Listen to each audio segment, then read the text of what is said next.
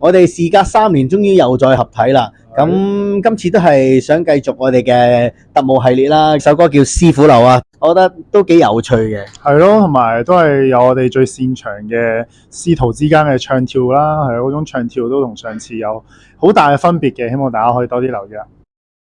我哋兩個都其實中意一齊玩啦，咁有時亦都知道觀眾啊，其實即係可能我哋兩個之間嘅 fans 啊，大家都覺得啊，我哋嘅合作係好有趣啊，或者即係互相係有個化學作用咯，所以大家都一路即係你睇翻特務肥姜，好多人都問喂幾時再有新歌啊、成啊咁樣係啦，因為其實你諗下，我就算我同佢有合唱歌，其實我可能同佢一齊表演嘅機會都唔多啊嘛。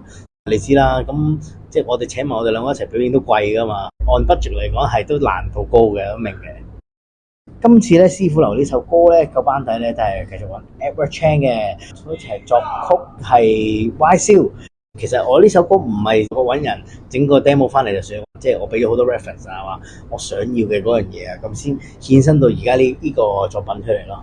今次你會聽到就咁樣噔噔噔噔噔噔噔噔噔噔噔噔，係我特登話我想要呢個，我哼俾佢，俾上一啲咁樣嘅樂器嘅元素喺入邊咯。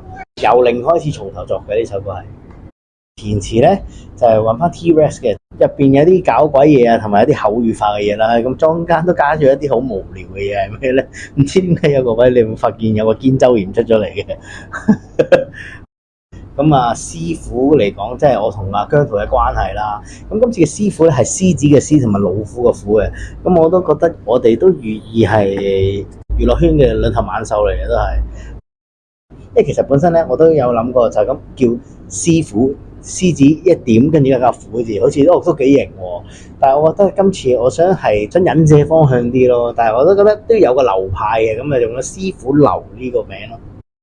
MV 入邊都有好多玩刀嘅元素嘅嘢咯，因為以前試過玩電影動作嗰啲咧，但係都唔係精啊嘛。但係今次佢勁喎，佢揾咗一個專門專精刀法嘅人過咗嚟去幫我哋拍呢個 MV 嘅，係就希望喺聖誕時間再擺個 MV 上嚟俾大家放一個聖誕禮物咯。